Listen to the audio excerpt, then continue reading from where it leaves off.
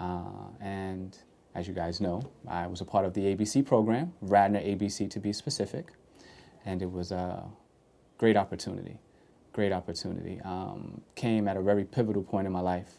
I lost both of my parents when I was very young. Oh, wow. My father passed away when I was 11.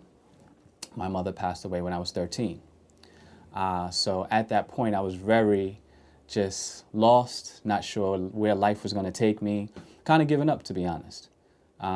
So ABC actually called me the week after my mother passed away, and they couldn't even get in touch with me because we had disconnected phone numbers and was moving on.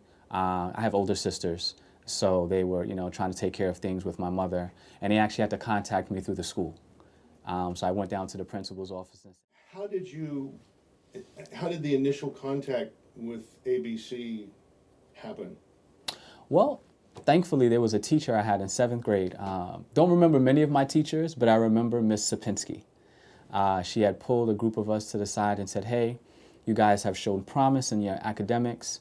Even though you're in an area that's, desolate and, impoverished, you guys are really doing well. And I think you could do a lot better if you would just put in a different school system. So there's this program called A Better Chance. It's very vigorous, but we can help you through the process. So it was, I think, maybe 5 or 6 of us. It was great. It was great to actually have that conversation with her. So when you, when you first actually moved to Radnor, what was it like?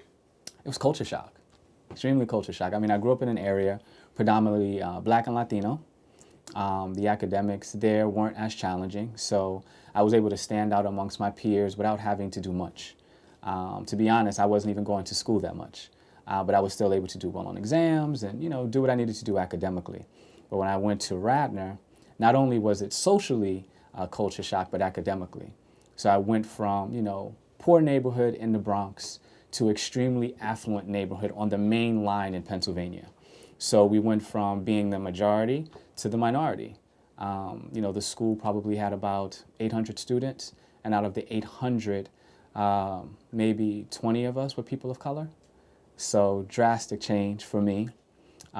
Even on the first day, I remember this, one of the young ladies came up to me and asked me where I was from, and I told her the Bronx. And the first question she asked me was, have I ever robbed anyone or killed anyone, or if I sold drugs? And that was the first question I was asked by another student.